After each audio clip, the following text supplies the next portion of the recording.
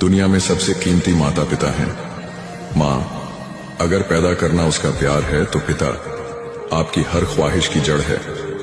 कहते हैं जिंदगी की असल दौलत न जेब में होती है न बैंक में, वो तो हमारे घर की उस छोटी सी दुनिया में रहती है जहां माँ की दुआओं में पूरी दुनिया की नेकी बसती है और पिता की छाया में पूरा आसमान।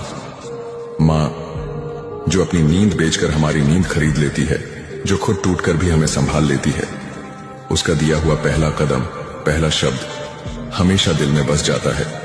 और पिता जिसके चेहरे की थकान हम शायद देख भी नहीं पाते, क्योंकि वो हर मुस्कान के पीछे अपनी मुश्किलें छुपा लेता है।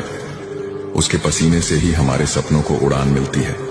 हम बड़े क्या हो जाते हैं, उनकी कद्र के लिए शब्द छोटे पड़ने लगते हैं, मगर सच बस इतना है, अगर माँ पालन है तो पिता सुरक्षा है, अगर माँ जन्म है तो पिता जड़ है।